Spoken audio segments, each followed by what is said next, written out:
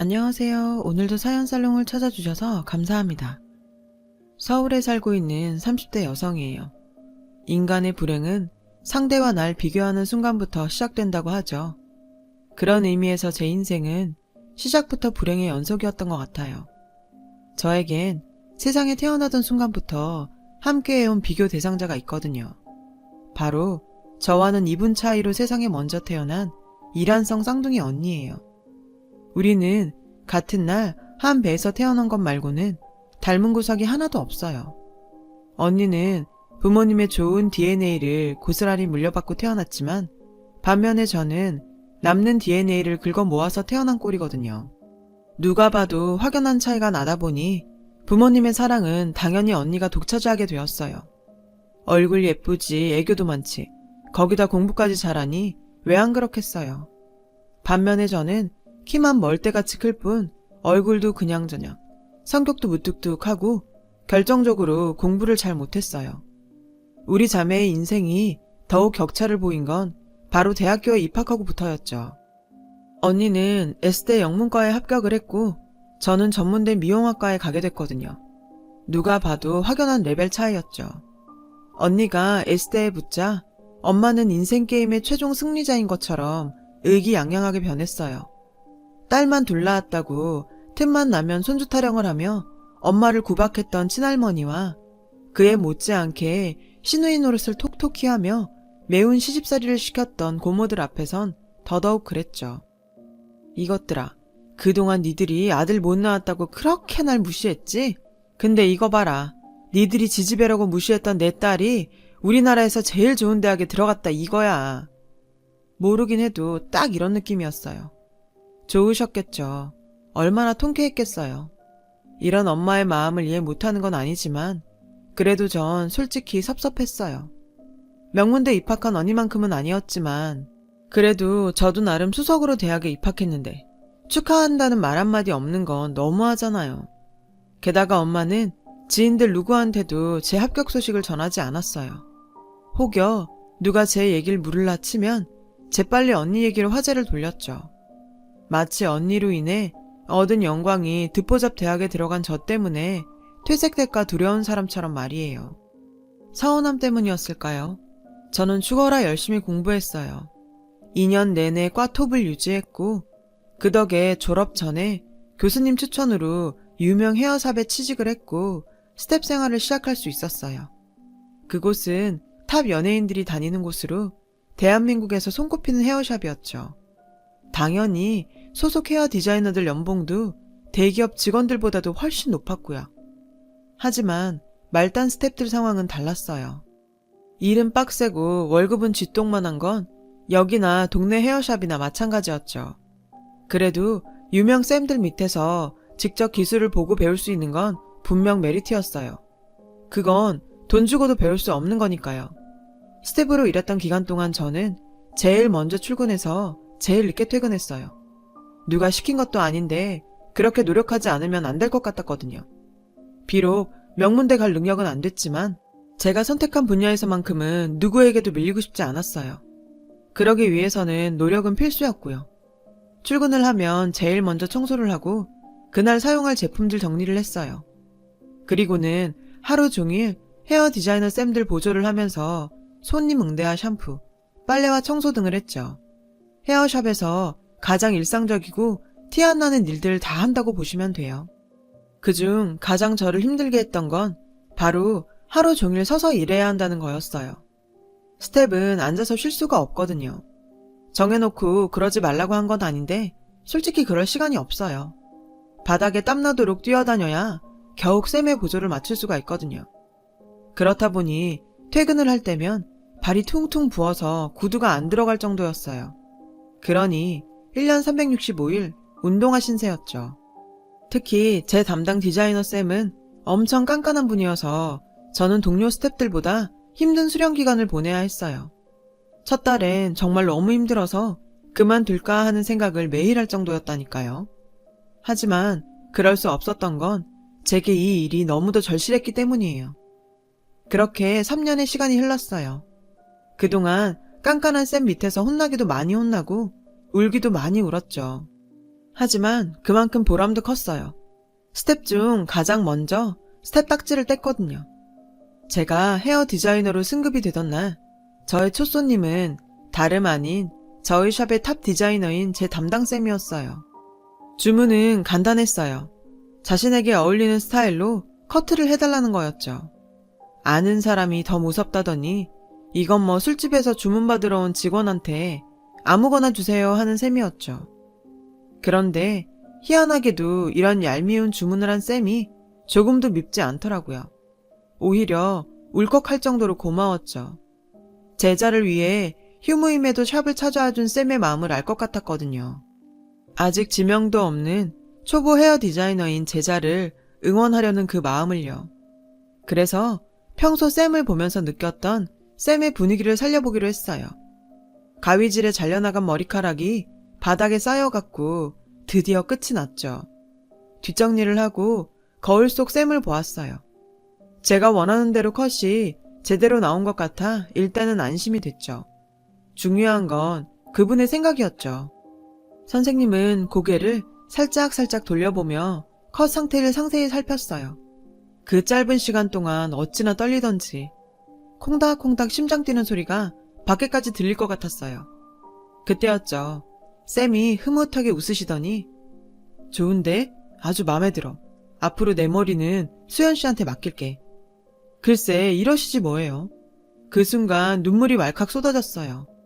너무 기쁜데 그래서 웃고 싶었는데 하염없이 눈물이 흘러내리더라고요. 태어나서 처음 제 존재의 가치를 증명받은 기분이었어요. 다른 누구도 아닌 내 스승한테 말이죠. 게다가 그분이 웃는 모습은 처음이었어요. 샵에서 어루망저로 불린 만큼 차갑기로 소문난 분이었거든요. 탑스타한테도 절대 꿀리지 않을 정도로 아우라가 강한 분이니까요. 그런 선생님이 날 보고 웃어주었다는 사실에 가슴이 벅차고 설렜어요. 그리고 그날 제 가슴을 설레게 했던 쌤은 지금의 제 남편이 되었죠. 쌤의 말대로 쌤의 머리는 평생 제가 맡게 된 거예요. 제가 디자이너로 승격되고 얼마 뒤부터 우리는 연인 사이로 발전했어요. 그리고 3년 뒤 결혼을 약속했죠. 그래서 양가 부모님의 허락을 받기 위해 인사를 드리러 가기로 했죠. 연애 초부터 이미 시동생과는 누나동생 하는 사이였고 시부모님도 몇 번 뵌 적이 있어서 시댁에서 결혼 승낙을 받는 건 솔직히 걱정이 안 됐어요. 평소 저를 많이 예뻐해 주셨기에 당연히 허락해 주실 거라 믿었으니까요. 그리고 결과는 제 예상대로였어요. 하지만 우리 집의 경우는 그 반대였죠. 저희 부모님이 남편의 직업을 가지고 트집을 잡으며 반대하셨거든요. 남사스럽게 남자가 무슨 미용사냐고요. 지금은 시대가 달라졌다고 아무리 설명을 해도 들은 척도 안 하셨어요. 당신들의 딸도 같은 직종에 있는데도 사윗감 직업으로는 안 된다니 이게 말이 되나요? 저는 정말 이해가 안 됐어요. 아무리 내 부모라지만 이렇게 말도 안 되는 트집을 잡으니 한심하더라고요. 남편한테 미안하기도 했고요. 저는 남편 집에서 환영받으며 예쁨을 받는데 남편은 저희 부모님한테 문전박대나 당하다니 남편 앞에서 고개를 들 수가 없었어요. 그런데도 남편은 싫은 기색 하나 없이 꾸준히 저희 집을 찾아갔고 냉대에도 불구하고 한결같이 저희 부모님한테 성심성의껏 했어요. 딸인 저보다 더요. 결국 그런 남편의 노력 덕분에 우린 결혼 승낙을 받을 수 있었어요. 신혼집은 친정 근처에 얻기로 했어요. 친정엄마가 결혼을 허락해 주시면서 걸었던 조건이었거든요. 시부모님과 남편은 저희 엄마가 저를 많이 사랑하셔서 그런 거라고 했지만 저는 그게 아니라는 걸 알고 있었어요. 엄마가 절 그렇게 걱정하거나 챙기는 분이 아니라는 건 어려서부터 익히 알고 있었으니까요. 엄마의 목적은 사위인 제 남편이었어요. 모임 나가기 전 공짜 머리를 할 때라던가 김장할 때 배추 헹구거나 양념 버무릴 일손이 필요하다거나 택시비를 아껴줄 공짜기사 필요할 때 곁에 두고 부려먹을 요량이었던 거죠. 엄마한테는 꽁으로 부려먹을 머슴 같은 사위가 필요했던 거예요. 솔직히 화가 났지만 아들 없는 처가에서 아들 노릇할 수 있어서 다행이라는 남편을 보며 할 수 없이 참기로 했죠. 장인 장모의 사랑 대신 내가 더 내 남편을 위해주면 되리라 생각하면서요. 그러다 보면 엄마 아빠도 언젠가는 둘째 사위의 마음을 알아주시지 않을까 하는 생각도 조금 했고요. 결혼하고 얼마 뒤 우리 부부는 다니던 헤어샵을 그만두고 집 근처에 가게를 오픈했어요. 규모도 작고 홍보가 덜 된 탓에 고전을 면치 못했지만 실력만큼은 자신 있었죠. 그렇게 한두 달 적자로 버티다가 다행히 수년간 남편한테 머리를 해온 연예인이 샵에 방문하면서 입소문을 타게 됐어요. 스텝도 여럿 두게 됐고 지금은 강남이 아님에도 예약하기 힘든 헤어샵이 됐죠. 개업하고 3년 만의 성과였어요. 이제는 꽃길만 걸으면 된다 생각했던 그때 생각지도 않은 일이 생겼지 뭐예요. 언니의 결혼 이후 엄마가 형부와 제 남편을 차별하기 시작한 거예요. 언니는 저보다 2년 늦게 결혼을 했어요. 형부는 영국인으로 언니가 강의 나가고 있는 대학의 교환 교수예요. 엄마는 외국인의 대학 교수인 큰 사위를 엄청 떠받들었어요. 철철이 홍삼을 다려 먹이는 건 기본이고 한식이 입에 맞을지 걱정이라며 손이 많은 궁중요리도 해다 바칠 정도였죠. 그뿐인가요? 어딜 가든 그놈의 교수 사위 타령을 하며 자랑을 해댔어요. 누가 보면 엄마 아들인 줄 알겠다니까요. 그래요. 100번 양보해서 그럴 수 있다 쳐요. 근데요, 다른 건 몰라도 먹는 거 가지고 사람을 차별하면 안 되죠. 불만이 쌓여가던 어느 날이었어요. 남편이 오픈 준비를 하다 말고 저희 집에 갔다 온다며 헐레벌떡 나가지 뭐예요. 저희 엄마가 또 호출을 하신 거였죠. 하필 예약도 더 많은 날인데 말이에요. 저는 우리 집 일 때문에 나가는 거라 뭐라고 하지도 못하고 시계만 보며 전전긍긍 남편을 기다리고 있었어요. 그런데 나간 지 3시간이 넘었는데도 돌아오지 않는 거예요. 제 전화도 안 받고요. 하는 수 없이 남편 앞으로 잡혀있는 예약들을 일일이 전화를 걸어 사과를 하곤 취소를 했죠. 생각 같아선 엄마한테 전화해서 한바탕 해대고 싶었지만 일단 꾹 참고 있었죠. 그러다 직접 친정에 가봐야겠다 싶던 그때 남편이 파김치가 돼서 돌아왔어요. 먼지를 잔뜩 뒤집어 쓴 채 말이에요. 여보, 꼴이 그게 뭐야? 도대체 어디서 뭘 하다 왔길래 이 모양이야? 남편은 대답할 기운도 없다며 그대로 소파에 들어 눕더군요. 그리고는 아직 한 끼도 못 먹었다고 짜장면이라도 시켜달라지 뭐예요. 순간 열이 확 오르더라고요. 이 시간까지 엄마가 밥도 안 줬어? 도대체 지금까지 뭘 했는데? 얘기를 들어보니 허리 아픈 아빠 대신 창고방 도배를 해주고 왔다더라고요. 기가 막혔어요. 아니, 그렇게 일을 부려먹었으면 적어도 밥은 먹였어야죠. 어떻게 삼복더위에 하루 종일 부려먹고 밥도 안 줘서 보내요? 그런데 제가 더 열받는 게 뭔지 아세요? 남편이 오고 얼마 안 돼서 언니 SNS에 사진이 하나 올라왔더라고요. 친정 부모님들과 함께 언니랑 형부가 친정집 식탁에 둘러앉아 화기애애하게 삼계탕을 먹는 사진이었죠. 엄마표 삼계탕, 사위 사랑은 장모, 이런 해시태그까지 붙어있더라고요. 아니, 삼계탕을 했으면 당연히 제 남편도 먹여야 하는 거 아닌가요? 어쩌면 같이 먹자는 말 한마디도 없이 자기들끼리만 처먹고 있냐고요. 하루 종일 일까지 부려먹고서는. 탕비실에서 허겁지겁 짜장면을 먹는 남편을 보니 눈물이 날 지경이었어요. 그래서 더 이상은 안 되겠다 생각하곤 밖으로 나와 엄마한테 전화를 했어요. 오늘은 제대로 한마디 해야겠다 싶었죠. 엄마, 어떻게 사람이 그럴 수 있어? 큰 사위 삼계탕 끓여 먹을 정신은 있고 작은 사위 밥 해줄 정신은 없었어? 큰 사위처럼 놀러 간 것도 아니고 아빠 대신 하루 종일 도배하러 간 사람을 종도 밥은 먹여가며 부린다고. 근데 하물며 사위한테 어쩜 이래? 아침부터 부려 먹었으면 밥은 먹여보냈어야지. 엄마가 형부한테 하는 것만큼은 바라지도 않아. 그래도 사람 대접은 해줘야 할 거 아냐. 그랬더니 엄마가 이러는 거예요. 아이고, 국가 도배 좀 해놓고 유세는. 일하는 사람 너무 오래 붙잡는 것 같아서 일부러 보내줬더니 가서 고자질을 하디? 하여간 못 배운 건 꼭 이렇게 티가 난다니까. 너도 그렇다. 그깟 삼계탕이 뭐라고 이 난리야. 그렇게 먹고 싶으면 니네 가게 옆에 있는 영양센터에 시켜 먹으면 될 거 아니야. 그깟 삼계탕 하나 가지고 난리는. 그리고 네 남편도 참 그렇다. 삼계탕이 먹고 싶으면 장모님 저도 한 그릇 주세요 하면 될 일이지. 여기선 찍소리 안 하고 나가더니 너한테 가선 서운하다고 그러디? 둘 다 못났다 정말. 엄만 사람이 어떻게 그래?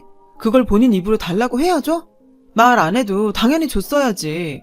그리고 그 이는 거기서 있었던 일 여기 와서 한마디도 안 했어. 엄마의 잘난 큰딸이 SNS에 올린 사진 보고 내가 알아챈 거지. 됐다.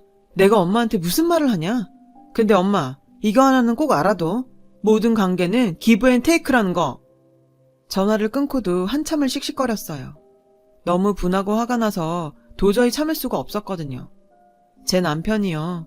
형부보다 먼저 우리 집에 들어왔지만 씨암탉은커녕 지금껏 밥 한 끼 제대로 대접받은 적이 없어요.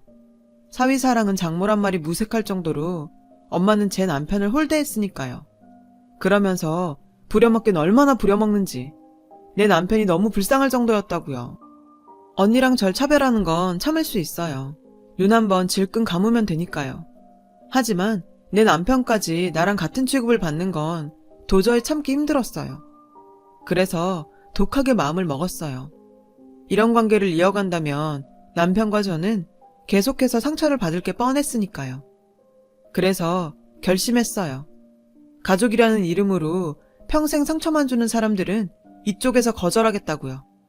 그래서 그날 이후 친정의 발길을 끊고 살았어요. 남편한테 걸려오는 엄마 전화도 제 선에서 모두 차단했죠. 그러던 어느 날이었어요. 친정엄마가 가게로 전화를 했더라고요. 웬일로 나긋나긋한 목소리로 주말에 남편이랑 집에 좀 들리라고 하더군요. 먼 바람이 불어 저러나 했더니 글쎄 그날이 엄마 생일이더라고요. 저는 모르는 척 넘어가라고 했는데 옆에서 통화 내용을 듣고 있던 남편이 그러는 거 아니라며 가자고 하더라고요.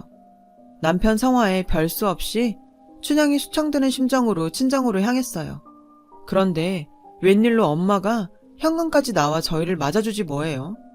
반면에 형부한텐 찬바람이 쌩쌩 불었죠. 그 모습에 왠지 불안하더라고요. 아무래도 내가 모르는 뭔가가 있는 것 같았거든요.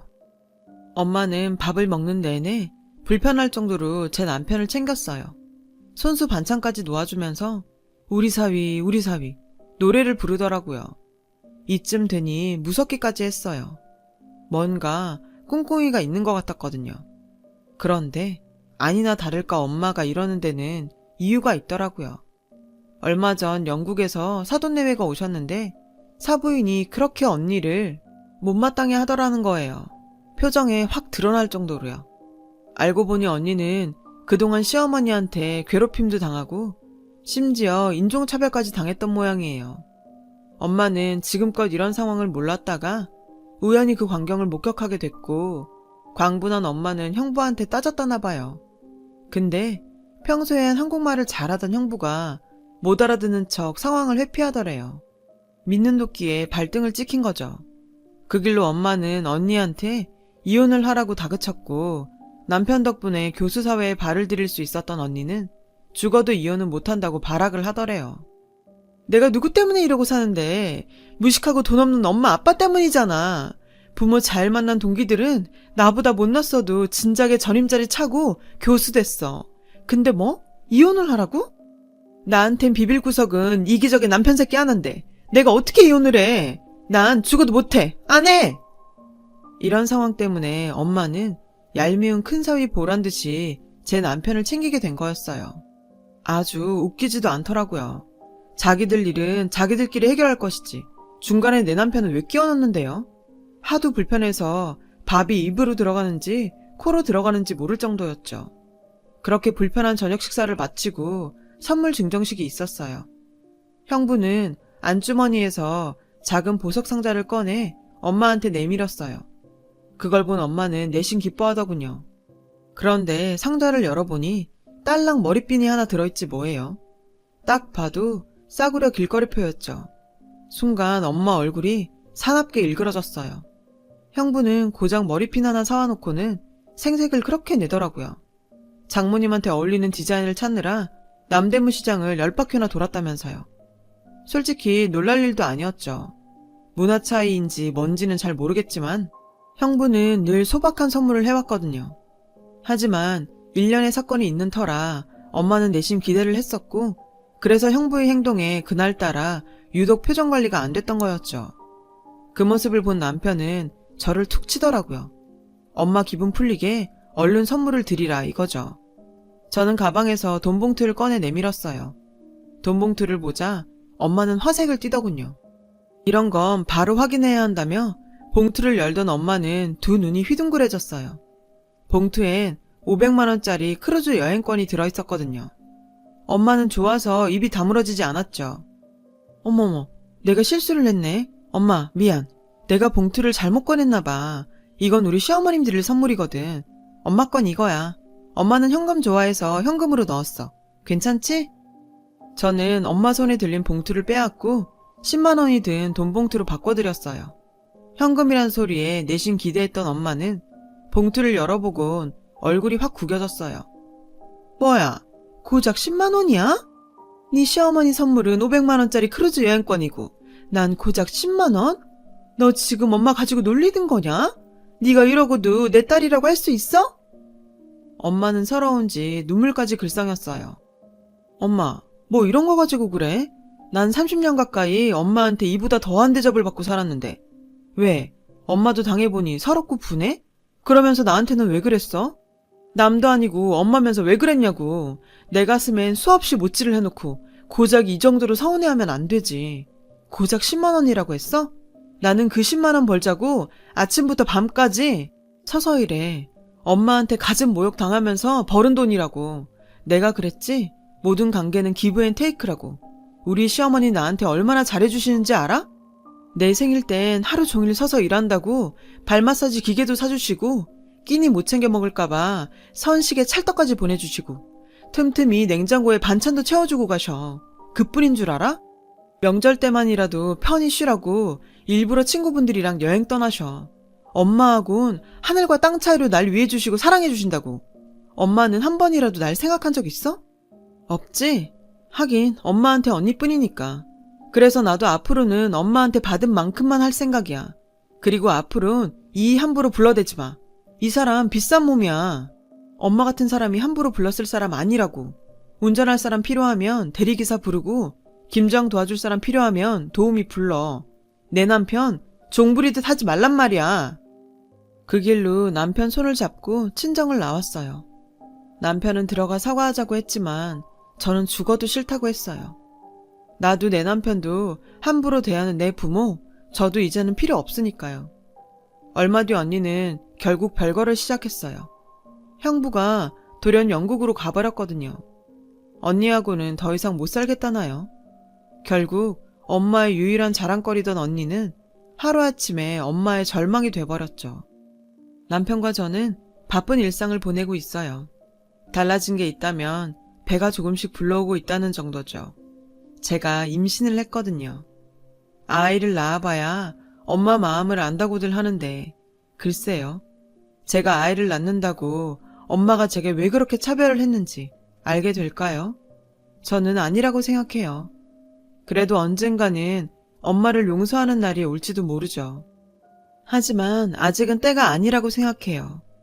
지금은 그저 절 아끼고 사랑해주는 사람들한테 집중하고 싶거든요. 내 곁에서 세상 모르고 잠들어 있는 남편과 뱃속의 아이한테 말이에요. 지금까지 제 사연을 들어주셔서 감사합니다. 들어주신 모든 분들 가족들과 행복한 하루 되시길 바래요. 여러분, 사연 댓글에 응원과 현명한 조언 부탁드려요. 좋아요와 구독은 저에게 큰 힘이 됩니다. 오늘도 좋은 일 가득하세요.